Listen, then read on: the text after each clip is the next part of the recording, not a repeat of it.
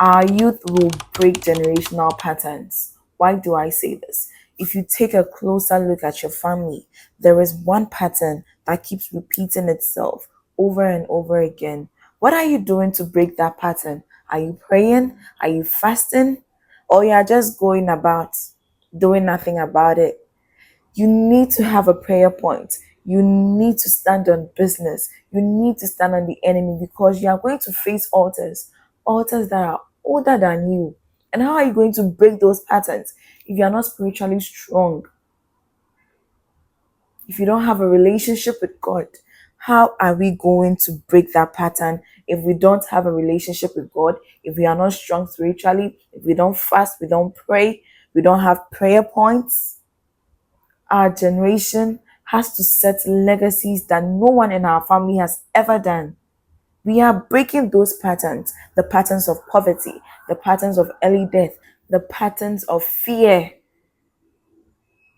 Fear is not real. We are more scared of trying than failing. You have to be scared of not trying, not failing, because failure brings you back. Failure polishes your mistakes. It makes you realize your mistakes. Once you start facing challenges in your business, then you start to crumble. Then you are scared. Then you want to give up. No, you pivot. You have to pivot. You adjust to the situation. You find ways and means to thrive. Once again, we are breaking generational patterns. We are breaking generational curses. We need prayer points. We need prayer points. We need to establish a relationship with God, a strong foundation, so that the enemy will fail. The enemy will cry. We will trample upon the enemy and say, yes, we have won. God has won. Jesus has won. Yes, because he came to win. He came to win your soul. He came to win my soul. Lord, have mercy what I used to do in the past. But now I have found my way in Christ. And through him, I will find my purpose. Through him, I will break generational patterns and set a legacy. Are you with me? Yes, of course. So in our journey, always, always, always stay focused. Pray, fast. Find Jesus, find God. The comparison trap. Do you know comparison can cause distractions? It can cause low self esteem. Once you stop focusing on yourself, scrolling into other people's lives, their progress and everything, then you get intimidated and start comparing yourself to them.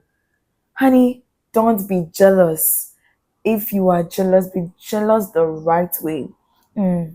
How is this lady doing her things? What can I do to improve myself? Not, eh, girl, wait there. No, yeah, she's doing too much. What is she doing? We don't do that. You don't compare yourself to others. You don't jealous other people's progress.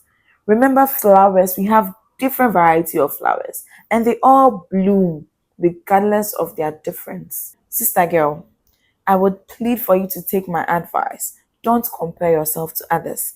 It will only distract you from your work, from your purpose, from your productivity. Focus on yourself. Let you be your own competition. Be like, how do I improve myself? How do I get to a better level than I am right now? How do I make things right? How do I improve on my productivity? How do I improve on my skills? Not she's doing too much. What is she doing? Change your mindset and stop comparing yourself to others. I am Miss Aisha with the Queen Energy. Thank you for watching. Don't forget, I have a show uploading every Sunday at 2 p.m. on my YouTube channel, Miss Aisha Talks. Don't miss out. See you.